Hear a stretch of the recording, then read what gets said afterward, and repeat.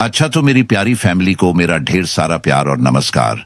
राज की बात में आप सबका स्वागत करता हूँ। आज जो कहानी हमारे पास आई है वो कोई साधारण कहानी नहीं, बल्कि ऐसी हकीकत है जिसे सुनकर आपकी रूह कांप उठेगी।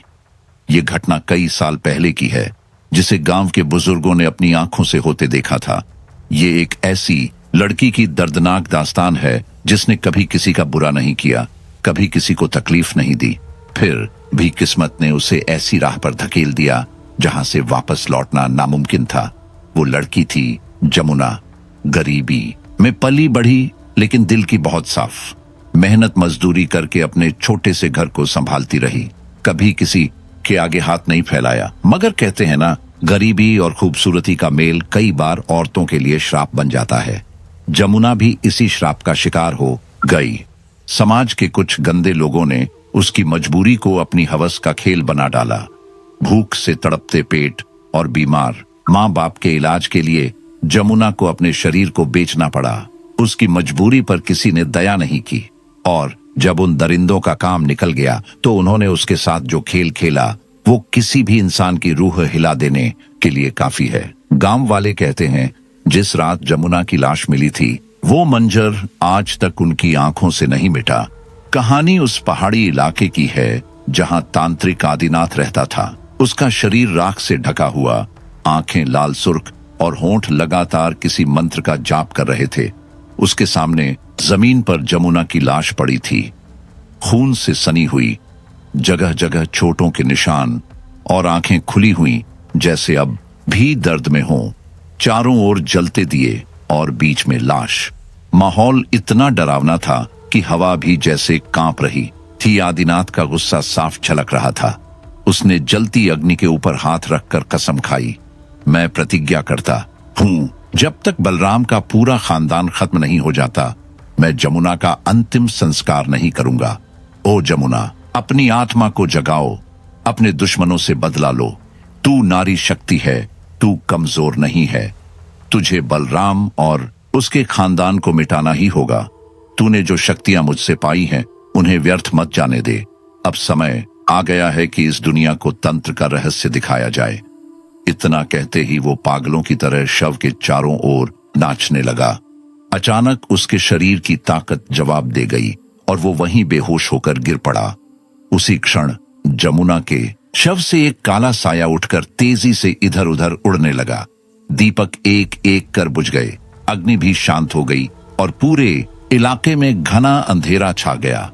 उधर गांव में मुखिया बलराम के घर शहनाइयां बज रही थीं।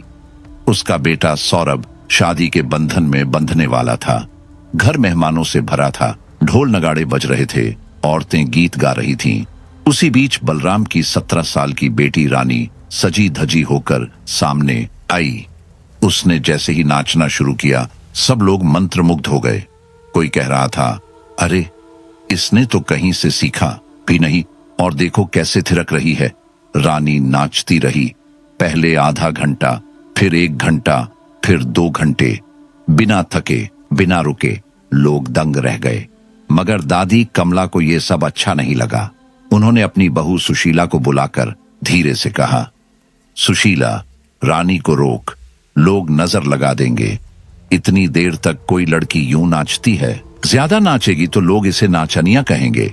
सुशीला ने हामी भरी और रानी के पास जाकर उसका हाथ पकड़ लिया। बस बेटी, बहुत हो गया, अब चल, घर के और काम भी हैं। लेकिन रानी ने उसे गुस्से से घूरा। उसकी आंखें सिकुड़ गईं, होंठ कांपने लगे, और फिर उसने अपनी मां को इतनी जोर से धक्का दिया कि सुशीला का सिर दीवार से जा टकराया। सिर से खून बहने लगा और वो वहीं गिर पड़ी। पूरे घर में अफरा तफरी मच गई। लोग सुशीला को उठाने दौड़े, पर रानी अब भी पागलों की तरह नाचती जा रही थी। आखिरकार गांव की एक बूढ़ी औरत ने रानी को जोर से डांटा। तभी रानी का शरीर ढीला पड़ गया और वो भी वहीं गिरकर बेहोश हो गई। शादी का माहौल पल भर में मातम में बदल गया। सौरभ डॉक्टर को लेकर आया और माँ बेटी दोनों का वहीं इलाज किया गया। उस रात पूरे गांव में फुसफुसाहटें गूंजती रहीं। कोई कह रहा था, ये सब किसी बुरी आत्मा का असर है। कोई बोला, जमुना की आत्मा बदला ले रही है। और आखिर में एक बूढ़ी औरत ने दादी कमला से कहा, कमला, तेरे घर की खुशियों को किसी की नजर लग चुकी है, इसीलिए कल महाशिव का जाप करवा ले। कमला ने धीमे स्वर में कहा। उसकी झुर्रियों से भरा चेहरा चिंता से तन गया था। लेकिन मां, सुशीला ने कहा, अभी तो शादी की इतनी तैयारियां बाकी हैं, परसों ही बारात लेकर जानी है, समय कहां मिलेगा? बूढ़ी औरत ने तुनक कर उत्तर दिया, अरे जाप में कौन सा दिन रात लग जाता है, नई बहू घर आएगी, उसका कदम शुभ रहे, उस पर कोई अनहोनी ना आए, इसके लिए ही तो ये जाप जरूरी है। कमला के शब्द उसके दिल में अटक गए। आखिरकार उसने पंडित को बुलवाकर अगले ही दिन महाशिव जाप करवाया। लेकिन मन में एक हल्की सी आशंका अब भी बैठी रही। एक दिन बाद जब सौरभ की दुल्हन दीक्षा घर आई तो मानो घर का माहौल ही बदल गया। हर कोई नई बहू की हंसी खुशी में मग्न हो गया। चिंता पीछे छूट गई थी। रस्में पूरी होते ही दीक्षा को उसके कमरे में भेजा गया, जहां वह सौरभ का इंतजार कर रही थी। कमरे में हल्की सी रोशनी थी। दीक्षा ने आंखों से हर कोने को टटोला। दीवार पर टंगी पुरानी तस्वीरें, लकड़ी का अलमारी और खिड़की के पास रखी पुरानी पर्दे की सलवटें सबको गौर से देखा। लेकिन अचानक उसका दिल तेज धड़कने लगा। उसे एहसास हुआ जैसे कोई बाहर से कमरे में झांक रहा हो। धीमी जलती लालटेन को वह उठाकर खिड़की पर ले गई और बाहर देखा। अंधेरा घना था। सिर्फ तालाब की सतह पर हल्की चमक दिखाई देती थी, लेकिन वहां कोई इंसान नहीं दिखा। वह खिड़की खोलकर गर्दन बाहर निकालकर इधर उधर देखने लगी। उसी पल खिड़की के नीचे से खून में सने दो हाथ अचानक उसके गाल पकड़कर जोर से खींचने लगे। उसके मुंह से आवाज निकली भी तो गले में ही अटक गई। वह चीखना चाहती थी मगर आवाज नहीं निकल रही थी। उसके हाथ से लालटेन छूटकर नीचे गिरी और जोर की आवाज के साथ फूट गई। कांच टूटने की आवाज सुनकर सुशीला और 2-3 औरतें दौड़कर कमरे तक पहुंची। उन्होंने दरवाजा खटखटाया। दीक्षा बेटा, क्या हुआ? दरवाजा खोलो।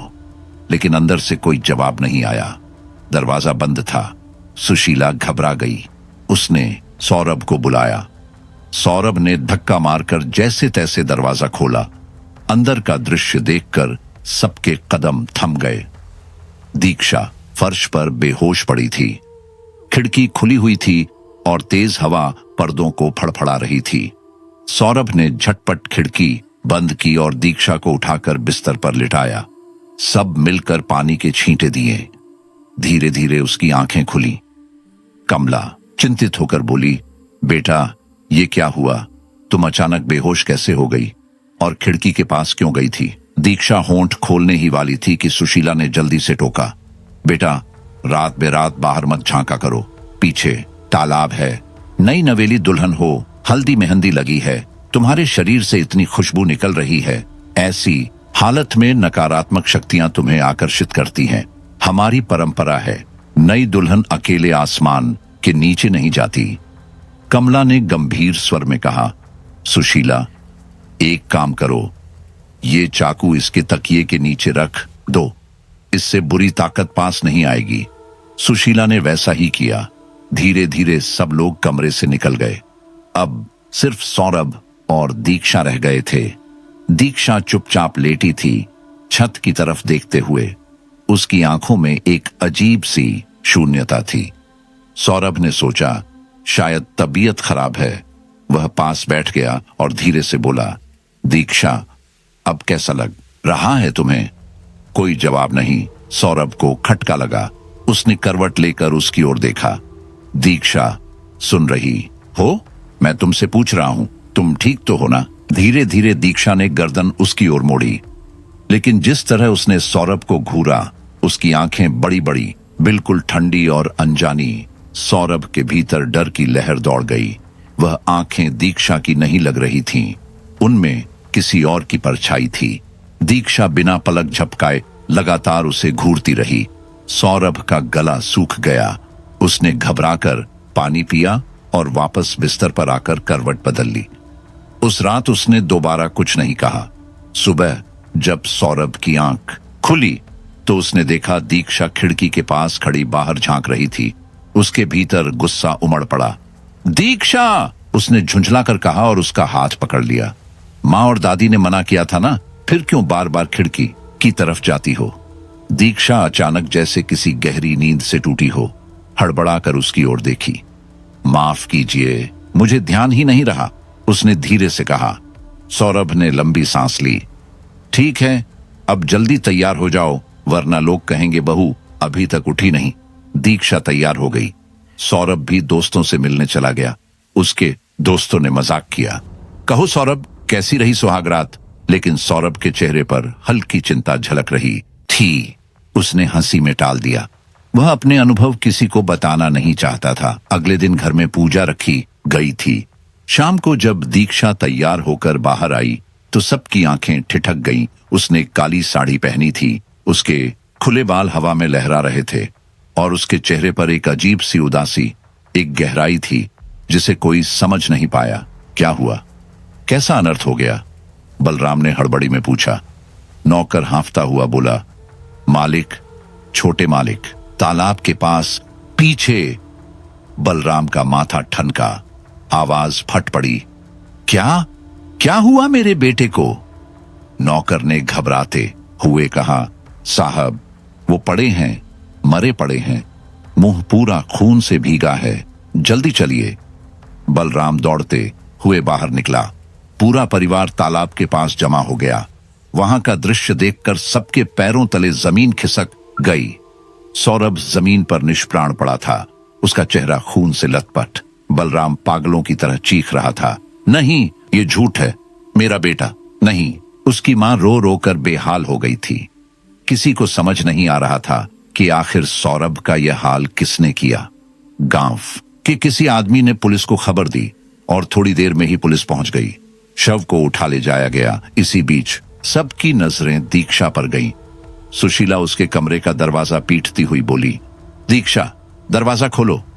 नींद से बोझिल आंखों के साथ दीक्षा ने दरवाजा खोला। सुशीला की आंखों में आंसू देखकर वह चौंकी। अरे मां, क्या हुआ? रो क्यों रही हो? सुशीला की आवाज कांप रही थी। मेरा बेटा चला गया। दीक्षा चौंक कर बोली, कहां चले गए? वो कहां है? तभी दादी कमला ने गुस्से में धक्का देकर कहा, कल मुही कुलचनी, मेरे बेटे को खा गई तू। गांव के कुछ लोग बीच में आकर कमला को संभालते हुए बोले, अम्मा, बहू ने क्या किया है? उसे क्यों दोष दे रही हो? इसी बीच गांव की एक औरत ने दीक्षा से पूछा, बेटा, तुम्हारा पति कहां था कल रात? तुम्हें कुछ पता है? दीक्षा हैरान रह गई। वो तो मेरे पास ही लेटे थे, अब कहां हैं? क्या हुआ? दादी मुझे ऐसा क्यों कह रही हैं? औरत ने गहरी सांस लेकर कहा, तुम्हारा पति अब इस दुनिया में नहीं रहा, किसी ने उसकी हत्या कर दी है। ये सुनते ही दीक्षा वहीं बैठ गई। आंखों से आंसू बहने लगे। उसे यकीन ही नहीं हो रहा था कि जिस घर में वह नई दुल्हन बनकर आई थी, वहां अगले ही दिन वह विधवा हो गई। गांव में कानाफूसियां शुरू हो गईं। कोई कहता दुल्हन के कदम शुभ नहीं हैं, कोई उसकी शादी वाले दिन पहनी काली साड़ी को अपशगुन बता रहा था। पुलिस ने जांच में कहा, शायद किसी जंगली जानवर ने हमला किया होगा, लेकिन घर वाले मानने को तैयार नहीं थे। इस गांव में कभी ऐसा हुआ ही नहीं था। फिर अचानक सौरभ तालाब के पास क्यों गया? किसी को समझ नहीं आ रहा था। आखिरकार भारी मन से सौरभ का अंतिम संस्कार कर दिया गया। बलराम ने उसी दिन सख्त आदेश दिया, आज से कोई घर के पीछे तालाब की ओर नहीं जाएगा। लेकिन सवाल वहीं खड़ा था, आखिर उस तालाब के पास हुआ क्या था? दीक्षा अब ज्यादातर अपने कमरे में ही रहने लगी। मायके वाले बार बार ले जाने आए, मगर उसने मना कर दिया। दादी कमला उसे हर वक्त कोसती रहती, तेरे कदम ही अशुभ हैं। इधर नौकरों के बीच फुसफुसाहट शुरू हो गई थी। वो सब वैश्या जमुना का नाम ले रहे थे। सौरभ की 13वीं के बाद माहौल थोड़ा शांत हुआ। लोग दीक्षा के लिए अफसोस जता रहे थे। 13वीं के तीसरे दिन शाम को घर की सभी औरतें मंदिर में गरीबों को भोजन कराने गईं। घर में सिर्फ बलराम और दीक्षा रह गए।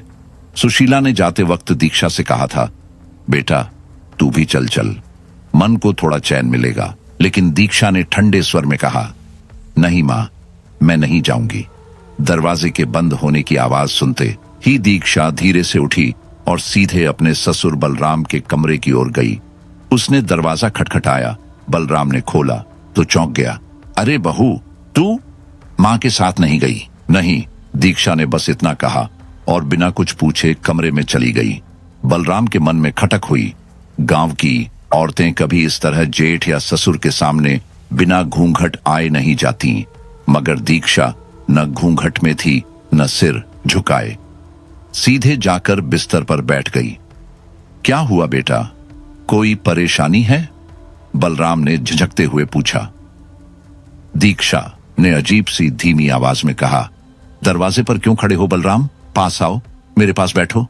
उसकी आवाज में कुछ ऐसा था जो सामान्य नहीं था। बलराम सिहर उठा। क्या हुआ तुम्हें? उसने धीमे से कहा और पीछे हटने लगा। तभी दरवाजा अपने आप जोर से बंद हो गया। धड़ाम! बलराम हक्का बक्का रह गया। दीक्षा का चेहरा धीरे धीरे भूतिया सफेदी लिए जा रहा था। उसने अपने पैर बिस्तर पर रखे और धीरे धीरे साड़ी ऊपर खींचने लगी। बहू, ये क्या कर रही हो? बलराम चीख पड़ा। मैं तुम्हारे बाप के समान हूं, होश में आओ। दीक्षा की हंसी कमरे में गूंज उठी। वो हंसी उसकी नहीं लग रही थी, कर्कश, भयावह। उसने आंखें तरेरी और बोली, जमुना भी तेरी बेटी जैसी थी, तूने उसके साथ क्या किया था बलराम? जमुना का नाम सुनते ही बलराम के माथे पर ठंडी पसीने की बूंदें चमक उठी। उसका गला सूखने लगा और होंठ कांप गए। उसने हकलाते हुए कहा, तुम जमुना को कैसे जानती हो? इतना कहते ही कमरे का सारा सामान अचानक चरमराने और हिलने लगा। अलमारी के दरवाजे खुद ब खुद खुलने लगे। पर्दे बेतरतीबी से लहराने लगे, जैसे कमरे में कोई तूफान उठाया हो। दीक्षा धीरे धीरे खड़ी हुई। उसके चेहरे पर गुस्से की ऐसी परछाई थी जो बलराम ने पहले कभी नहीं देखी थी। उसकी आवाज भारी और ठंडी थी। मैं ही जमुना हूं और अब मैं तेरे पूरे खानदान को खत्म कर दूंगी। बलराम की सांसें तेज हो गईं। उसकी आंखें डर से फटी जा रही थीं। वह चीख पड़ा, नहीं, ये सच नहीं हो सकता। मैंने जमुना को अपने हाथों से मारा था। वह कभी लौट नहीं सकती। दीक्षा जोर से हंसने लगी। वह हंसी इंसानी नहीं थी, बल्कि ऐसी थी जैसे कोई सूखी हड्डियों को आपस में रगड़ रहा हो। उस खौफनाक ठहाके ने बलराम के सीने पर बोझ डाल दिया। उसके मन में डर की एक गहरी परत उतर गई। क्या सच में जमुना की आत्मा लौट आई है? क्या वह बदला लेने आई है? बलराम ने लड़खड़ाते हुए दरवाजा खोलने की कोशिश की। उसने पूरी ताकत लगाई, लेकिन दरवाजा टस से मस नहीं हुआ। दीक्षा अब भी उसी तरह हंस रही थी। तभी एक अदृश्य हवा का झोंका बलराम को पकड़कर बिस्तर पर पटक देता है। कमरे की हर चीज हवा में तैरने लगी। कुर्सियां, किताबें, बर्तन और सब कुछ बलराम पर बरसने लगा। वह दोनों हाथों से अपना चेहरा ढक कर बचने की कोशिश करता रहा, लेकिन हर बार उसके शरीर को और तोड़ता गया। तभी कोने में रखा भारी लोहे का संदूक अचानक हवा में उठा और धड़ाम से बलराम के सीने पर आ गिरा। उसकी पसलियां चटकने की आवाज गूंजी और उसके मुंह से दबा दबा सा कराह निकल कर रह गई। अगले ही पल उसकी सांस थम गई। दरवाजे के बाहर नौकर संदेश खड़ा था। उसने भीतर से आती चीख और धमाके सुने थे। जब वह कमरे में दाखिल हुआ तो दूर से ही दीक्षा का चेहरा उसे दिखा। उसकी आंखों में खून उतर आया था और चेहरे पर ऐसी विकृतियां थीं कि वह दीक्षा नहीं, किसी और दुनिया का प्राणी लग रही थी। संदेश धीरे धीरे आगे बढ़ा, लेकिन जब उसने बलराम की लाश को देखा, उसका सीना छपटा और आंखें खुली रह गई थीं, तो उसका कलेजा कांप उठा। वह दीक्षा के चेहरे को घूरने लगा। उसकी आंखें अजीब तरह से गोल गोल घूम रही थीं, जैसे पुतलियां जगह पर टिक ही नहीं रही हों। दीक्षा की नजर अचानक संदेश पर पड़ी। उसकी आंखों में ऐसी भूख थी कि संदेश का खून जम गया। वह घबराकर पलटा और भाग खड़ा हुआ। उसके पैर कांप रहे थे, जैसे कभी भी जवाब दे देंगे। किसी तरह घर पहुंचते ही उसने दरवाजा बंद कर लिया। उसका सीना धौंकनी की तरह चल रहा था। उसकी पत्नी हरिणी ने हैरानी से दरवाजा पीटना शुरू किया। अरे ये क्या, अंदर क्यों बंद हो गए? और तुम तो मालिक के घर गए थे। इतनी जल्दी लौट आए? पैसों का हिसाब हुआ या नहीं? संदेश भीतर से चिल्लाया। बस तुम चुपचाप बैठी रहो, पैसे गए भाड़ में, मेरा दिमाग खराब मत करो। हरिणी सहम गई। उसने ऐसा कभी नहीं सुना था कि उसका पति इस तरह चिल्लाए। उधर संदेश बुरी तरह कांप रहा था। जहां भी उसकी नजर जाती उसे जमुना का चेहरा दिखाई देने लगता। उसने आंखें बंद कर ली और बुदबुदाने लगा, हे भगवान बचा लो, मुझे बचा लो। तभी दरवाजे पर दस्तक हुई। हरिणी ने दरवाजा खोला तो सामने मुखिया की बहू दीक्षा खड़ी थी। हरिणी सकपका गई, लेकिन मुस्कुराने की कोशिश करते हुए बोली, अरे मालकिन, आप आइए, अंदर आइए। दीक्षा शांत चेहरा लिए अंदर आ गई। उसके कदम नपे तुले थे, लेकिन उसमें कुछ ऐसा था जो हरिणी को असहज कर रहा था। उसने जल्दी से चारपाई पर बिस्तर बिछाया और कहा, बैठ जाइए मालकिन, मैं अभी पानी लेकर आती हूं। दीक्षा चुपचाप बैठ गई, लेकिन उसका बैठने का अंदाज, साड़ी संभालने का तरीका, सब कुछ बिल्कुल जमुना जैसा था। हरिणी के मन में सवाल उठे, ये नई दुल्हन है और ऐसे बिना पल्लू के घूम रही है, और ये चाल, ये तो बिल्कुल जमुना जैसी है। वह सोच में डूबी हुई रसोई में पानी लेने चली गई। तभी दीक्षा उठकर संदेश के कमरे की ओर बढ़ गई। कोने में सिमटा संदेश जब दीक्षा को भीतर आते देखता है तो उसकी आंखों में डर और पसीना दोनों एक साथ छलक उठते हैं। दीक्षा के चेहरे पर एक खतरनाक मुस्कान फैल जाती है। संदेश कांपती आवाज में बोला, मां, मुझे छोड़ दो, मैंने तुम्हारा कुछ नहीं बिगाड़ा। लेकिन दीक्षा अचानक झपटकर उसका गला पकड़ लेती है। संदेश छटपटाता रहा, लेकिन दीक्षा की पकड़ ऐसी थी जैसे लोहे की जकड़न। उसने दोनों हाथों से उसकी गर्दन मरोड़ दी। एक झटके में उसकी सांसें हमेशा के लिए थम गईं। उधर हरिणी ने देखा कि घड़े में पानी खत्म हो गया है। वह पीछे के दरवाजे से बाहर चली गई। उसे जरा भी अंदाजा नहीं था कि उसी समय उसके पति की मौत हो रही है। कुछ देर बाद जब वह लौटी तो देखा दीक्षा घर में कहीं नहीं है। हरिणी बुदबुदाई, अरे कहां चली गई? मुझे लगा शायद पैसे देने आई होंगी। फिर उसकी नजर संदेश के कमरे की ओर गई। दरवाजा खुला था। वह मुस्कुराई, लगता है दरवाजा खोल लिया, शायद वहीं पैसे दिए होंगे। लेकिन जैसे ही उसने कमरे में कदम रखा, उसके पैरों तले जमीन खिसक गई। दीवार के सहारे संदेश की लाश टिकी हुई थी, उसका धड़ आगे की ओर, जबकि चेहरा पूरी तरह दीवार की तरफ दबा था। शरीर बुरी तरह मरोड़ा हुआ था, जैसे किसी ने खिलौने की तरह घुमा दिया। हो! हरिणी चीख पड़ी। उसकी चीख सुनकर पूरा गांव जमा हो गया। लोग दहशत में लाश को देखने लगे। कोई मान ही नहीं पा रहा था कि यह प्राकृतिक मौत हो सकती है। गांव वाले सवाल करने लगे, ये किसने किया? संदेश की ऐसी हालत किसने बनाई? हरिणी हांफते हुए, रोते हुए केवल एक ही नाम दोहराती रही, दीक्षा। मुखिया की बहू दीक्षा, उसी ने मेरे पति को मारा है, उसी ने मेरे पति का यह हाल किया है। मेरे घर में और कोई नहीं था। हरिणी की यह बात सुनते ही पूरे गांव में सनसनी फैल गई। लोग आपस में फुसफुसाने लगे, भला मुखिया की बहू अपने ही घर के नौकर संदेश को क्यों मारेगी? वह तो वफादार था, सालों से मुखिया के साथ रहा। धीरे धीरे अंधेरा घिर आया था। उसी वक्त बलराम के घर की औरतें, जो मंदिर के पास भोज कराने गई थीं, लौट रही थीं। रास्ते में उन्होंने देखा कि संदेश के घर के बाहर भीड़ और कोहराम मचा है। वे भी वहीं रुक गईं। जब खबर मिली कि संदेश की इतनी बेरहमी से हत्या हुई है, तो उनके चेहरे पर भी हैरानी और डर की लकीरें खिंच गईं। लेकिन दादी कमला के मन में एक अलग ही डर घर करने लगा। उनके माथे पर पसीना छलक आया। कहीं यह सब कोई बहुत बड़ी साजिश तो नहीं? उनके मन ने सवाल उठाया। अचानक उनका ध्यान अपने बेटे बलराम पर गया। अतीत की बातें उन्हें याद आ गईं। कभी भी गांव में कोई साजिश हुई थी तो वे खुद भी उसका हिस्सा रही थीं। पहले उनके पोते की रहस्यमयी मौत, अब नौकर संदेश की। कमला का दिल धड़क उठा। वह तुरंत अपनी बहू सुशीला और बाकी औरतों को लेकर भागती हुई घर लौटी। जैसे ही दरवाजे के भीतर दाखिल हुई, उन्होंने जोर से पुकारा, बलराम, ओ बलराम। कोई जवाब नहीं आया। बेचैनी बढ़ी।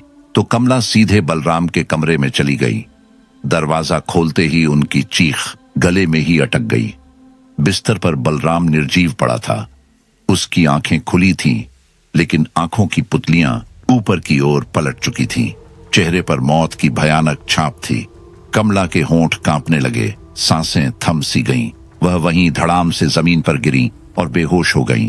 पूरे घर में कोहराम मच गया। रोने चीखने की आवाजें ऐसे गूंज रही थीं मानो किसी तूफान ने घर को हिला डाला हो। उस वक्त किसी ने भी दीक्षा की तरफ ध्यान नहीं दिया, लेकिन धीरे धीरे गांव वालों के कानों में यह बात पहुंचने लगी कि संदेश को मरने से पहले हरिणी बार बार कह रही थी, दीक्षा ने ही मारा है। अब शक की निगाहें घर वालों की तरफ से भी दीक्षा पर टिकने लगीं। सुशीला के मन में खलबली मच गई।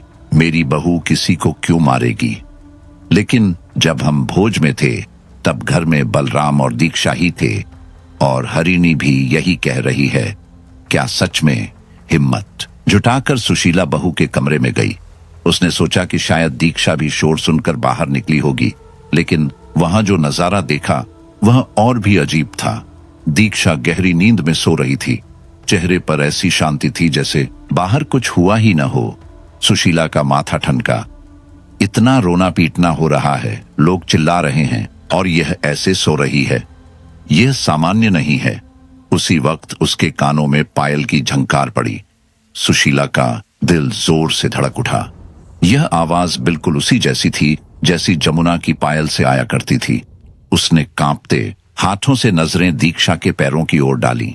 दीक्षा करवट बदल रही थी और पायल की झंकार उसके पैरों से ही आ रही थी। सुशीला का कलेजा कांप गया। वह भागकर कमला के पास गई और धीरे से उनके कान में फुसफुसाई, अम्मा, मुझे लगता है इन सब के पीछे हमारी बहू दीक्षा ही है। मैंने उसकी आंखों में, उसके हाव भाव में जमुना की झलक देखी है। चाहे मानो या मत मानो, मुझे लगता है वो वैश्या लौट आई है। कमला के चेहरे पर गहरी चिंता छा गई। उनका मन मान रहा था कि कुछ तो गड़बड़ है। धीरे धीरे बोली, क्या कह रही हो तुम? क्या हमारी बहू में जमुना की आत्मा आ गई है? सुशीला ने सिर हिलाया। हाँ माँ, मुझे तो यही लगता है। आप भूल रही हो, उसका अंतिम संस्कार हुआ ही कहाँ था। हमने तो उसका शव जंगलों में फेंक दिया था। हो सकता है इसी कारण उसकी आत्मा भटक रही है और हमसे बदला ले रही है। कमला ने गहरी सांस ली। नहीं, आत्माएं यूं नहीं भटकती। यह सब बकवास है। हमने उसे खत्म कर दिया था। अम्मा, सुशीला की आवाज कांपी। आप खुद देख रही हो, पहले पोते की मौत, फिर संदेश और अब बलराम। यह सब यूं ही नहीं हो सकता। हमें उपाय करना होगा, वरना पूरा घर खत्म हो जाएगा। कमला ने लंबे मौन के बाद कहा, ठीक है, अगर ऐसा है तो हमें इसका निवारण करना ही होगा। पंडित जी को बुलाओ, जल्दी। अगली सुबह श्मशान घाट में दो चिताएं एक साथ जल रही थीं। संदेश और बलराम की लपटें आसमान तक उठ रही थीं। गांव वाले दूर खड़े तरह तरह की बातें कर रहे थे। कोई कहता यह बदला है, कोई कहता पाप का फल है। कमला के घर में गम ही नहीं बल्कि गहरा डर छा गया। उनके दो नौकर हरीश और मृगश, जो जमुना की हत्या में शामिल थे, अब और नहीं टिक सके। उनका चेहरा पीला पड़ गया। उन्होंने अपना सामान समेटा और कमला के सामने आकर बोले, अम्मा, हमें माफ करना, अब यहां नहीं रुक सकते। संदेश की मौत ने हमारी नींद उड़ा दी है। हम अपने रिश्तेदार के घर जा रहे हैं। कमला गिड़गिड़ाई, नहीं, हमें इस तरह अकेला मत छोड़ो। चाहे मैं तुम्हारी तनख्वाह दुगनी कर दूं, पर जाओ मत। लेकिन दोनों नौकर साफ मना कर गए। डर उनके भीतर इतना गहरा बैठ चुका था कि वे पल भर भी वहां नहीं रुक सके। जल्दी जल्दी घर छोड़कर चले गए। इधर कमला और सुशीला सीधा गांव के पंडित जी के पास पहुंची। कांपती आवाज में उन्होंने सब कुछ बताया। पंडित जी, जमुना की आत्मा लौट आई है। पहले भी उसने गांव का माहौल खराब किया था, अब भी चैन नहीं है। हमें बचाइए। सब लोग एक दूसरे से धीरे धीरे कह रहे थे कि इन रहस्यमयी मौतों के पीछे जमुना की आत्मा है। कोई धीरे से फुसफुसाता, कोई घबराकर कहता, उसकी आत्मा लौट आई है, बदला ले रही है। गांव के माहौल में डर ऐसे फैला हुआ था जैसे धुंध। कमला ने कांपते हुए पंडित जी से कहा, अब आप ही बताइए, क्या सच में यह सब उसी आत्मा का काम है? पंडित जी ने अपना थैला खोला। उसमें से एक पुरानी घिसी पिटी किताब निकाली। पन्ने पीले और नाजुक थे। उन्होंने ध्यान से पढ़ा, होंठ बुदबुदाए और फिर गहरी सांस लेकर बोले, हाँ, यह सच है। जमुना की आत्मा लौट आई है और अब वह उन सब पर एक एक करके वार कर रही है जिन्होंने उसकी मौत में हाथ लगाया था। कमला की आंखें फैल गईं। उसने घबराकर पूछा, पंडित जी, कोई उपाय बताइए। उसकी आत्मा को कैसे शांत करें, कैसे नष्ट करें? पंडित ने हल्की सी मुस्कान दी, जैसे कुछ छुपा रहे हों। नष्ट तो उसे पहले ही कर दिया गया था। यह सुनकर कमला का चेहरा सख्त हो गया। उसने गुस्से में कहा, आप मजाक कर रहे हैं क्या? पंडित ने नजरें झुका लीं और धीमे स्वर में कहा, उसके शव का अंतिम संस्कार तो किया ही नहीं गया था। अगर उसकी लाश मिल जाए और उचित संस्कार कर दिए जाएं, शायद उसकी आत्मा को शांति मिल जाए। बिना वक्त गंवाए कमला ने गांव के कुछ लोगों को साथ लिया और जंगल की ओर निकल गई। सबने मशालें जलाईं और घने पेड़ों के बीच लाश तलाशने लगे, लेकिन जमुना का शव कहीं नहीं मिला। एक आदमी, बाबू, कमला के पास आकर बोला, अम्मा, आप व्यर्थ में खोज रही हो। अब तक तो उसका शरीर सड़गल गया होगा या जंगली जानवर खा चुके होंगे। कमला ने माथा पकड़ते हुए धीमे स्वर में कहा, नहीं, इतनी जल्दी नहीं। बाबू ने गहरी सांस ली, फिर धीमे से बोला, एक बात कहूं अम्मा, आपको उसे मारना नहीं चाहिए था।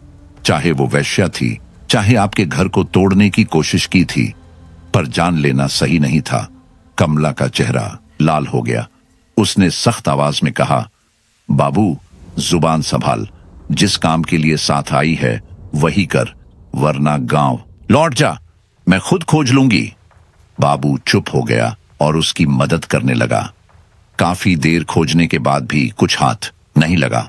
कमला थककर बोली, ऐसा करो, सब लोग दो दो के समूह में बंट जाओ और अलग अलग जगह तलाश करो। समय बहुत कम है। जंगल गहरा और डरावना होता जा रहा था।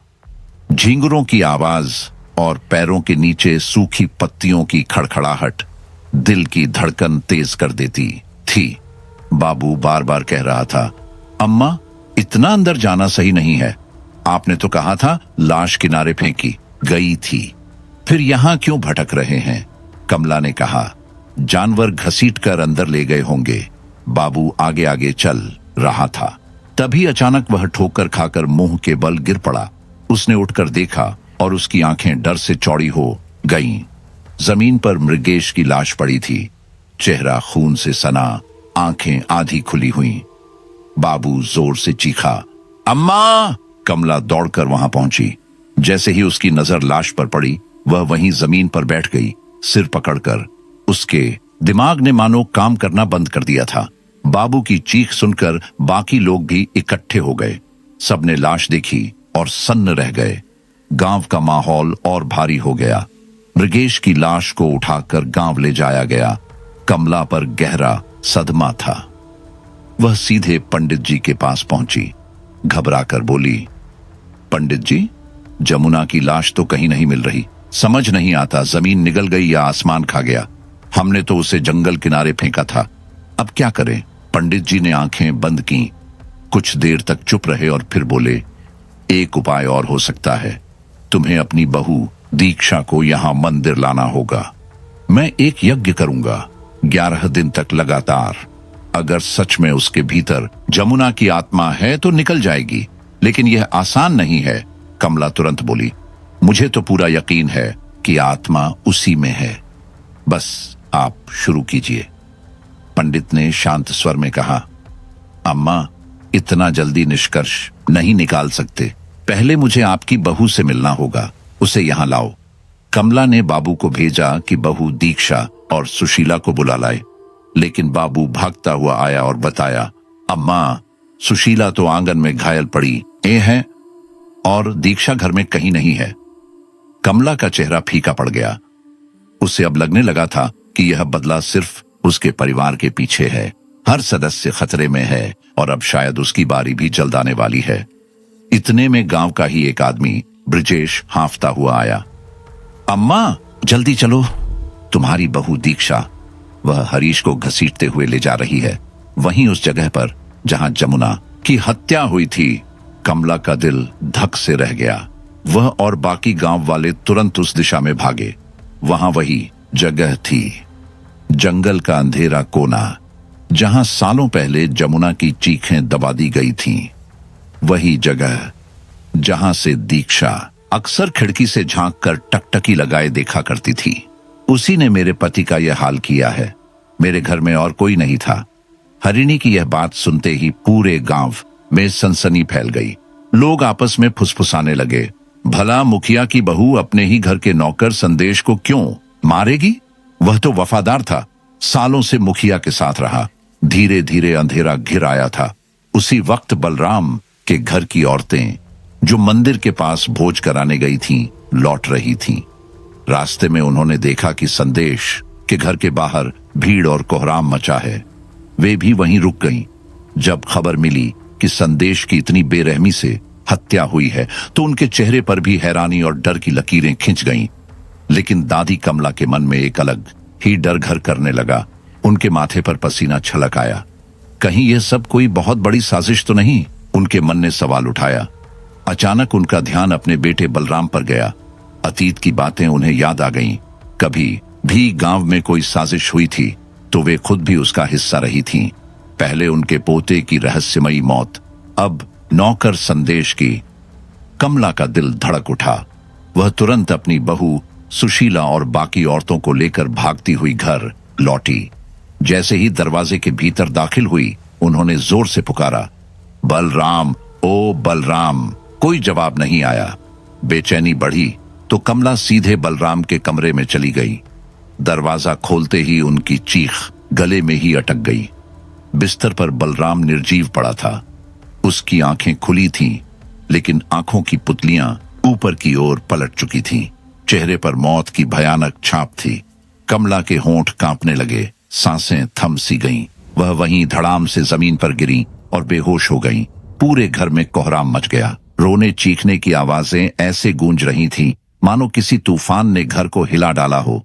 उस वक्त किसी ने भी दीक्षा की तरफ ध्यान नहीं दिया, लेकिन धीरे धीरे गांव वालों के कानों में यह बात पहुंचने लगी कि संदेश को मरने से पहले हरिणी बार बार कह रही थी, दीक्षा ने ही मारा है।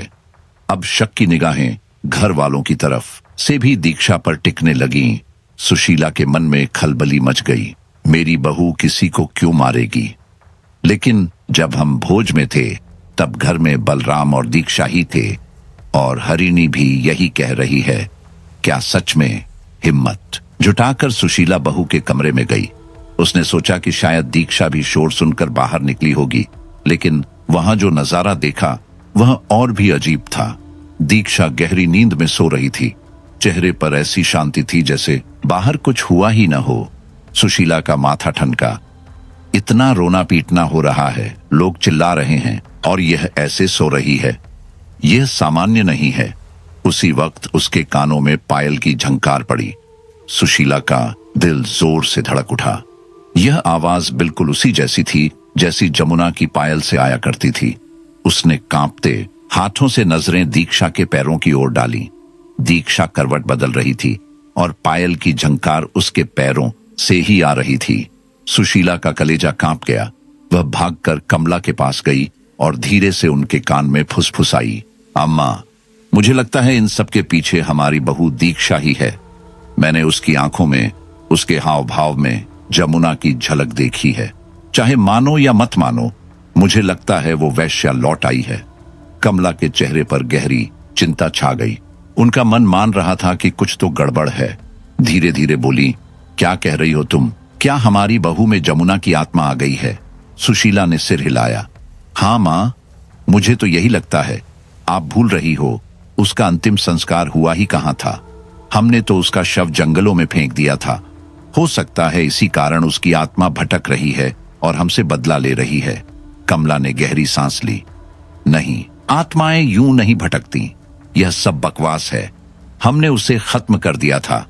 अम्मा, सुशीला की आवाज कांपी। आप खुद देख रही हो, पहले पोते की मौत, फिर संदेश, और अब बलराम, यह सब यूं ही नहीं हो सकता। हमें उपाय करना होगा, वरना पूरा घर खत्म हो जाएगा। कमला ने लंबे मौन के बाद कहा, ठीक है, अगर ऐसा है तो हमें इसका निवारण करना ही होगा। पंडित जी को बुलाओ, जल्दी। अगली सुबह श्मशान घाट में 2 चिताएं एक साथ जल रही थीं। संदेश और बलराम की लपटें आसमान तक उठ रही थीं। गांव वाले दूर खड़े तरह तरह की बातें कर रहे थे। कोई कहता यह बदला है, कोई कहता पाप का फल है। कमला के घर में गम ही नहीं बल्कि गहरा डर छा गया। उनके 2 नौकर हरीश और मृगश, जो जमुना की हत्या में शामिल थे, अब और नहीं टिक सके। उनका चेहरा पीला पड़ गया। उन्होंने अपना सामान समेटा और कमला के सामने आकर बोले, अम्मा, हमें माफ करना, अब यहां नहीं रुक सकते। संदेश की मौत ने हमारी नींद उड़ा दी है। हम अपने रिश्तेदार के घर जा रहे हैं। कमला गिड़गिड़ाई, नहीं, हमें इस तरह अकेला मत छोड़ो। चाहे मैं तुम्हारी तनख्वाह दुगनी कर दूं, पर जाओ मत। लेकिन दोनों नौकर साफ मना कर गए। डर उनके भीतर इतना गहरा बैठ चुका था कि वे पल भर भी वहां नहीं रुक सके। जल्दी जल्दी घर छोड़कर चले गए। इधर कमला और सुशीला सीधा गांव के पंडित जी के पास पहुंची। कांपती आवाज में उन्होंने सब कुछ बताया। पंडित जी, जमुना की आत्मा लौट आई है। पहले भी उसने गांव का माहौल खराब किया था, अब भी चैन नहीं है। हमें बचाइए। सब लोग एक दूसरे से धीरे धीरे कह रहे थे कि इन रहस्यमयी मौतों के पीछे जमुना की आत्मा है। कोई धीरे से फुसफुसाता, कोई घबराकर कहता, उसकी आत्मा लौट आई है, बदला ले रही है। गांव के माहौल में डर ऐसे फैला हुआ था जैसे धुंध। कमला ने कांपते हुए पंडित जी से कहा, अब आप ही बताइए, क्या सच में यह सब उसी आत्मा का काम है? पंडित जी ने अपना थैला खोला। उसमें से एक पुरानी घिसी पिटी किताब निकाली। पन्ने पीले और नाजुक थे। उन्होंने ध्यान से पढ़ा, होंठ बुदबुदाए और फिर गहरी सांस लेकर बोले, हां, यह सच है। जमुना की आत्मा लौट आई है और अब वह उन सब पर एक एक करके वार कर रही है जिन्होंने उसकी मौत में हाथ लगाया था। कमला की आंखें फैल गईं। उसने घबराकर पूछा, पंडित जी, कोई उपाय बताइए। उसकी आत्मा को कैसे शांत करें, कैसे नष्ट करें? पंडित ने हल्की सी मुस्कान दी, जैसे कुछ छुपा रहे हों। नष्ट तो उसे पहले ही कर दिया गया था। यह सुनकर कमला का चेहरा सख्त हो गया। उसने गुस्से में कहा, आप मजाक कर रहे हैं क्या? पंडित ने नजरें झुका लीं और धीमे स्वर में कहा, उसके शव का अंतिम संस्कार तो किया ही नहीं गया था। अगर उसकी लाश मिल जाए और उचित संस्कार कर दिए जाएं, शायद उसकी आत्मा को शांति मिल जाए। बिना वक्त गंवाए कमला ने गांव के कुछ लोगों को साथ लिया और जंगल की ओर निकल गई। सबने मशालें जलाईं और घने पेड़ों के बीच लाश तलाशने लगे, लेकिन जमुना का शव कहीं नहीं मिला। एक आदमी, बाबू, कमला के पास आकर बोला, अम्मा, आप व्यर्थ में खोज रही हो। अब तक तो उसका शरीर सड़गल गया होगा या जंगली जानवर खा चुके होंगे। कमला ने माथा पकड़ते हुए धीमे स्वर में कहा, नहीं, इतनी जल्दी नहीं। बाबू ने गहरी सांस ली, फिर धीमे से बोला, एक बात कहूं अम्मा, आपको उसे मारना नहीं चाहिए था। चाहे वो वैश्या थी, चाहे आपके घर को तोड़ने की कोशिश की थी, पर जान लेना सही नहीं था। कमला का चेहरा लाल हो गया। उसने सख्त आवाज में कहा, बाबू, जुबान संभाल। जिस काम के लिए साथ आई है वही कर, वरना गांव लौट जा, मैं खुद खोज लूंगी। बाबू चुप हो गया और उसकी मदद करने लगा। काफी देर खोजने के बाद भी कुछ हाथ नहीं लगा। कमला थककर बोली, ऐसा करो, सब लोग 2-2 के समूह में बंट जाओ और अलग अलग जगह तलाश करो। समय बहुत कम है। जंगल गहरा और डरावना होता जा रहा था। झींगुरों की आवाज और पैरों के नीचे सूखी पत्तियों की खड़खड़ाहट दिल की धड़कन तेज कर देती थी। बाबू बार बार कह रहा था, अम्मा, इतना अंदर जाना सही नहीं है। आपने तो कहा था लाश किनारे फेंकी गई थी, फिर यहां क्यों भटक रहे हैं? कमला ने कहा, जानवर घसीटकर अंदर ले गए होंगे। बाबू आगे आगे चल रहा था। तभी अचानक वह ठोकर खाकर मुंह के बल गिर पड़ा। उसने उठकर देखा और उसकी आंखें डर से चौड़ी हो गईं। जमीन पर मृगेश की लाश पड़ी थी, चेहरा खून से सना, आंखें आधी खुली हुई। बाबू जोर से चीखा, अम्मा! कमला दौड़कर वहां पहुंची। जैसे ही उसकी नजर लाश पर पड़ी, वह वहीं जमीन पर बैठ गई, सिर पकड़कर। उसके दिमाग ने मानो काम करना बंद कर दिया था। बाबू की चीख सुनकर बाकी लोग भी इकट्ठे हो गए। सबने लाश देखी और सन्न रह गए। गांव का माहौल और भारी हो गया। मृगेश की लाश को उठाकर गांव ले जाया गया। कमला पर गहरा सदमा था। वह सीधे पंडित जी के पास पहुंची, घबराकर बोली, पंडित जी, जमुना की लाश तो कहीं नहीं मिल रही। समझ नहीं आता जमीन निगल गई या आसमान खा गया। हमने तो उसे जंगल किनारे फेंका था, अब क्या करें? पंडित जी ने आंखें बंद की, कुछ देर तक चुप रहे और फिर बोले, एक उपाय और हो सकता है। तुम्हें अपनी बहू दीक्षा को यहां मंदिर लाना होगा। मैं एक यज्ञ करूंगा 11 दिन तक लगातार। अगर सच में उसके भीतर जमुना की आत्मा है तो निकल जाएगी, लेकिन यह आसान नहीं है। कमला तुरंत बोली, मुझे तो पूरा यकीन है कि आत्मा उसी में है। बस आप शुरू कीजिए। पंडित ने शांत स्वर में कहा, अम्मा, इतना जल्दी निष्कर्ष नहीं निकाल सकते। पहले मुझे आपकी बहू से मिलना होगा, उसे यहां लाओ। कमला ने बाबू को भेजा कि बहू दीक्षा और सुशीला को बुला लाए, लेकिन बाबू भागता हुआ आया और बताया, अम्मा, सुशीला तो आंगन में घायल पड़ी है और दीक्षा घर में कहीं नहीं है। कमला का चेहरा फीका पड़ गया। उसे अब लगने लगा था कि यह बदला सिर्फ उसके परिवार के पीछे है।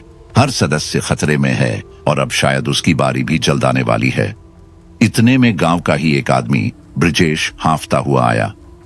अम्मा, जल्दी चलो, तुम्हारी बहू दीक्षा वह हरीश को घसीटते हुए ले जा रही है, वहीं उस जगह पर जहां जमुना की हत्या हुई थी। कमला का दिल धक से रह गया। वह और बाकी गांव वाले तुरंत उस दिशा में भागे। वहां वही जगह थी, जंगल का अंधेरा कोना, जहां सालों पहले जमुना की चीखें दबा दी गई थीं। वही जगह जहां से दीक्षा अक्सर खिड़की से झांककर टकटकी लगाए देखा करती थी। बलराम के बेटे सौरभ का विवाह तय होने का समय आया। घर में खुशियों का माहौल होना चाहिए था, मगर हालात कुछ और ही मोड़ लेने लगे। विवाह की तैयारियों के बीच सौरभ की दादी कमला ने पंडित से उसकी कुंडली बनवाई। जब पंडित ने कुंडली पढ़कर बताया कि यह लड़का एक वैश्या से विवाह करेगा और वही उसके वंश को आगे बढ़ाएगी, तो घर का सारा माहौल बदल गया। कमला के चेहरे पर गुस्से की लकीरें खिंच गईं। उसने झल्लाकर कहा, नहीं, ऐसा कभी नहीं होगा। मेरे खानदान में कोई वैश्या बहू बनकर कदम नहीं रखेगी। बलराम भी लाल पीला हो गया। उसने गुस्से में अपने बेटे को बुलाकर पूछा, सौरभ, ये सब क्या सुन रहा हूं? सच सच बता, तू जमुना के पास जाता है या नहीं? सौरभ ने झिझकते हुए नजरें झुका ली। कुछ देर चुप रहने के बाद उसने धीमी आवाज में कहा, हाँ बाबा, मैं उसके पास जाता हूं, मगर मैंने कभी शादी की बात नहीं की। यह सुनकर कमला के पैरों तले जमीन खिसक गई। वह जानती थी कि पूरे गांव में सिर्फ एक ही वैश्या थी, जमुना। पहले उसके बेटे बलराम ने उसका पीछा नहीं छोड़ा था और अब पोता भी उसी राह पर निकल पड़ा। कमला को सबसे बड़ा डर यही था कि कहीं जमुना सच में उसके घर की बहू न बन जाए। उसने सौरभ को कड़े शब्दों में समझाया, अब से तू जमुना के पास नहीं जाएगा, उस औरत से दूर रह। मगर सौरभ ने उनकी बात अनसुनी कर दी। वह फिर भी चोरी छिपे जमुना के पास जाता रहा। इसी बीच मेरी मुलाकात जमुना से हुई। उस दिन मैं जंगल के एक कोने में साधना कर रहा था। अचानक वह मेरे सामने आकर खड़ी हो गई। उसकी आंखें लाल थीं, मानो कई रातों से सोई न हो। वह मेरे पैरों में गिर पड़ी और फूट फूट कर रोने लगी। आदिनाथ, मुझे बचा लीजिए। उसकी आवाज टूट रही थी। मैं इस रास्ते से थक चुकी हूं। मजबूरी में मैंने यह जीवन चुना, लेकिन अब और नहीं। मैं भी एक साफ सुथरा जीवन जीना चाहती हूं। क्या मेरे लिए कोई राह है? क्या पापी शरीर कभी भक्ति का साधन बन सकता है? उसकी पीड़ा सुनकर मेरा हृदय द्रवित हो गया। मैंने शांत स्वर में कहा, जमुना, भगवान अपने भक्तों को कभी नहीं ठुकराता। पाप कितना भी बड़ा क्यों ना हो, सच्चे मन से पछतावा करने वाला इंसान हमेशा उसके करीब होता है। वही तो उसे सबसे ज्यादा प्रिय है, जो अपनी गलतियों को समझकर लौट आते हैं। जमुना ने अपनी आंखें बंद की और लंबे समय तक चुप रही। फिर उसने गांव का अपना घर छोड़ दिया और मेरे साथ जंगल में रहने लगी। वहां उसने तपस्या शुरू कर दी। गांव वाले परेशान हो उठे। जो लोग उसके शरीर के दीवाने थे, अब उसके दर्शन को तरसने लगे। सबसे ज्यादा बेचैन सौरभ था। मैं तांत्रिक था। मेरे लिए मोह माया का कोई अर्थ नहीं होना चाहिए था। लेकिन जमुना की सादगी, उसकी भक्ति, उसका निष्कपट प्रेम, इन सब ने मुझे बांध लिया। उसने ऐसी ऐसी कठोर तपस्या की जिसे करना मेरे लिए भी कठिन था, मगर वह सहजता से कर लेती। एक दिन अचानक सौरभ कुछ आदमियों को लेकर जंगल आ पहुंचा। उसने जमुना को पकड़कर खींचना शुरू कर दिया। मैं बीच में आकर खड़ा हो गया और गरज कर बोला, रुक जा सौरभ, जमुना अब तेरी नहीं है, वह मेरी है। सौरभ का चेहरा तमतमा उठा। मेरी? ये औरत मेरी होनी चाहिए थी। जमुना ने सौरभ की पकड़ से खुद को छुड़ाकर कहा, सौरभ, अब मैं वही औरत नहीं रही। मैं आदिनाथ के साथ रहना चाहती हूं। अब कोई मुझ पर अधिकार नहीं रखता। उसकी बात सुनकर सौरभ भड़क उठा। उसने मुझसे हाथापाई की और जबरदस्ती जमुना को गांव ले गया। गांव लौटकर उसने अपने पिता बलराम से साफ कह दिया, बाबा, मैं जमुना से विवाह करूंगा, वह मेरी होगी। यह सुनते ही कमला का सबसे बड़ा डर सच साबित हो गया। वह माथा पकड़कर जमीन पर बैठ गई और रोने लगी। हे भगवान, ये क्या हो गया? अब मेरा खानदान बर्बाद हो जाएगा। बलराम और कमला जानते थे कि सौरभ की शादी के लिए एक और अच्छा रिश्ता चल रहा था। तुम्हारा ही परिवार उस समय रिश्ता भेज रहा था। इज्जतदार खानदान, धन दौलत वाला घर। कमला ऐसा रिश्ता खोना नहीं चाहती थी। उसने मन ही मन ठान लिया, अगर जमुना इस दुनिया से ही खत्म हो जाएगी तो सौरभ का जिद करने का कोई कारण नहीं बचेगा। योजना बनाकर उन्होंने जमुना को घर के पीछे वाले तालाब पर बुलवाया। वहां बलराम और कमला ने अपने आदमियों से मिलकर उसे मार डाला। जब जमुना की सांसें टूट रही थीं, अचानक सौरभ वहां पहुंच गया। उसकी आंखों में एक पल को उम्मीद की चमक थी कि शायद अब उसका प्रिय उसे बचा लेगा। जमुना ने कांपती आवाज में पुकारा, सौरभ, मुझे बचा लो। लेकिन सौरभ वहीं ठिठक गया। पहले उसने अपने घर वालों को रोका, मगर फिर उसके भीतर कुछ बदल गया। उसे एहसास हुआ कि जमुना अब वैश्या नहीं रही। वह उसे अपना शरीर कभी नहीं दे पाएगी। उसके मन में अचानक नफरत भर गई। उसने ठंडी आवाज में कहा, अगर तू मेरी नहीं हो सकती तो किसी और की भी नहीं होगी। और फिर उसने नजरें फेर ली। गांव वालों को पता चल गया कि जमुना की मौत हो चुकी है। कुछ लोगों ने खुशी मनाई जैसे उनकी आंखों का कांटा निकल गया हो, मगर कुछ लोग ऐसे भी थे जो जमुना के बचपन से उसे जानते थे। वे हमेशा उसकी मजबूरी को समझते थे, मगर कभी मदद नहीं कर पाए। उनकी आंखों से सिर्फ अफसोस और बेबसी झलक रही थी। शायद सब कुछ मुखिया बलराम के डर से शुरू हुआ था। जो भी जमुना की मदद करने की हिम्मत करता, बलराम उसे उलझनों में डाल देता। उन्होंने जमुना की जिंदगी खत्म कर दी थी, लेकिन मैं हार मानने वाली नहीं थी। मैं तांत्रिक हूं, एक अघोरी, और अपनी शक्तियों का इस्तेमाल करना जानती हूं। जीवन भर मैंने प्रभु की भक्ति में समय बिताया और आखिरकार मुझे ऐसा साथी मिला जो मेरे साथ भक्ति करता रहा। लेकिन समाज के कुछ लोग उसे मुझसे दूर ले गए। इसी वजह से मैंने जमुना की आत्मा को जगाया, उसे न्याय दिलाने और बलराम से बदला लेने के लिए। मैंने ठान लिया था कि बलराम को उसके घर के किसी सदस्य के हाथों मौत का सामना करना होगा, और केवल बलराम ही नहीं बल्कि उसका पूरा परिवार जो जमुना के हत्याकांड में शामिल था सजा पाएगा। फिर उस घर में तुम आई। तुम जमुना की उम्र की ही थी, इसलिए आत्मा आसानी से तुम्हारे भीतर प्रवेश कर गई। फिर एक एक करके तुम्हारे माध्यम से सबका बदला लिया गया। अब केवल कमला बची थी। वही थी जिसने जमुना के मारे जाने की साजिश रची थी। उसका ध्यान केवल अपनी इज्जत पर था। वह हमेशा कहती, बलराम ने तो खुद अपनी जिंदगी खराब कर ली, अब मेरे पोते की जिंदगी को खतरा नहीं होने दूंगी। इसी कारण उसने जमुना को मारने का फैसला किया था। दीक्षा की आंखों में आंसू थे। जमुना की कहानी सुनते ही वह सच में भावुक हो गई थी और उसके परिवार वाले भी। उसका बड़ा भाई धीरे से बोला, देखो, हमारी बहन पहले ही कमजोर हो चुकी है। शायद आपकी बातें सच हों, इसलिए सुशीला जी ने हमारी बहन को हमारे पास वापस भेज दिया। हमें कुछ नहीं बताया। दीक्षा ने भी रोते हुए कहा, हाँ भाई, मुझे कुछ भी नहीं पता चला। मेरे साथ कब क्या हुआ? तांत्रिक आदिनाथ ने गंभीर आवाज में कहा, तुम्हारे साथ भी धोखा हुआ तो क्या यह तुम्हारा फर्ज नहीं बनता कि तुम भी न्याय दिलाओ? कम से कम उस बेचारी जमुना के लिए सोचो। भले ही वह एक वैश्या थी, लेकिन इंसान थी। क्या उसे न्याय नहीं मिलना चाहिए? उसने दीक्षा की ओर हाथ जोड़कर कहा, बेटी, अभी मत जाओ, पहले कमला का सामना करो। उसे जिंदा छोड़ना यह मेरे लिए और जमुना की आत्मा के लिए अस्वीकार्य है। दीक्षा और उसके घर वाले चुप थे। तांत्रिक ने कहा, जब पाप बढ़ जाते हैं, भगवान के अवतार आते हैं। तुम भी एक अवतार की तरह आई हो। मेरी जमुना की आत्मा की शांति के लिए कमला को जिंदा मत छोड़ो। अगर वह बच गई तो लोग भगवान से निराश हो जाएंगे।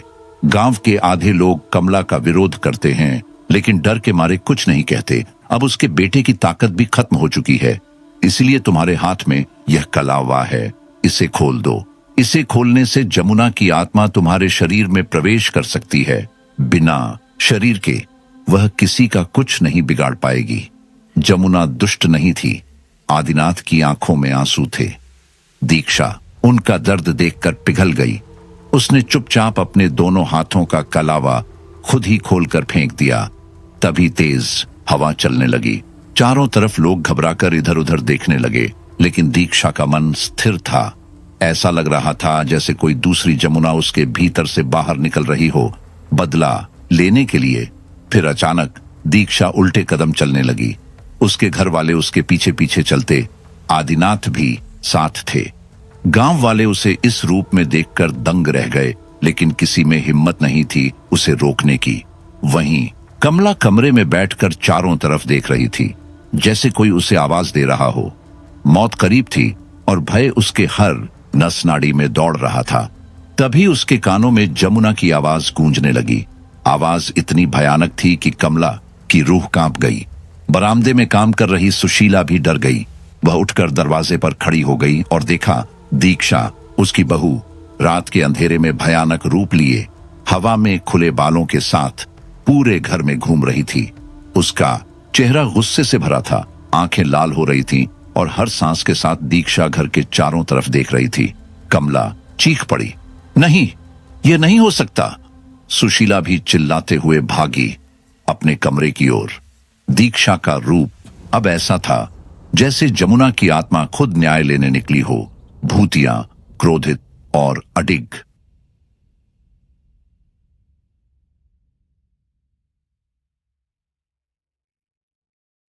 दरवाजा झटके से खोलकर सुशीला बोली, क्या हुआ? क्या हो गया? कमला बिस्तर के एक कोने में सिकुड़ी हुई बैठी थी। उसकी आंखें डर और घबराहट से फटी हुई थीं, हाथ अपने सामने जोड़कर जैसे किसी की मदद की भीख मांग रही हो। बेटा, मुझे बचा लो। वह आ गई है, वह लौट आई है, वह मुझे मार डालेगी। उसकी आवाज कांप रही थी और हर शब्द के साथ उसका शरीर और अधिक थरथरा रहा था। तभी दीक्षा सुशीला को हल्के से धक्का देती हुई आगे बढ़ी और सीधे कमला के पास खड़ी हो गई। कमला जैसे जम सी गई। दीक्षा का चेहरा, उसकी आंखों में भड़की हुई आग, हर एक हिलती हुई नस पर सवार लग रही थी। कमला के होंठ अपने आप कांपने लगे और वह धीरे धीरे अपनी हथेलियों को जोड़ते हुए माफी मांगती हुई मुद्रा में झुक गई। लेकिन अचानक दीक्षा ने कमला के सिर पर लात मारी। कमला की आंखों में दहशत और आश्चर्य के मिले जुले भाव थे। वह जमीन पर गिर पड़ी। झटके से उठते हुए कमला चीखती हुई बोली, देख जमुना, मेरे पास मत आओ, हाथ भी मत लगाना, मैं तुम्हें छोड़ूंगी नहीं। दीक्षा जोर से हंसी, एक ठंडी खौफनाक हंसी। छोड़ना नहीं, मैं तुझ जैसी औरत को हाथ लगाकर अपने हाथ गंदे नहीं करूंगी। मैं तुझे ऐसे ही खत्म करूंगी। धीरे धीरे कमला की गर्दन ऊपर उठती गई, जैसे कोई अदृश्य शक्ति उसे पकड़ रही हो। वह हाथ उठाती है गर्दन पकड़ने के लिए, लेकिन अचानक हाथ हवा में ही रुक जाते हैं। कमला के चेहरे से सांसें टूटती दिखी, उसकी जीभ बाहर आने लगी, टेढ़ी हो गई, और फिर एक ही झटके में कमला के शरीर ने अपने होश खो दिए और वह निर्जीव जमीन पर गिर पड़ी। कमरा धीरे धीरे शांत हो गया, हवा का तूफान रुक गया और दीक्षा भी उसी समय बेहोश हो गई। सुशीला दौड़ती हुई उसके पास आई, उसे संभाला और गुनगुनाई, दीक्षा बेटा, आंखें खोलो, सब ठीक है। तभी दीक्षा के घर वाले और तांत्रिक आदिनाथ भी आ पहुंचे।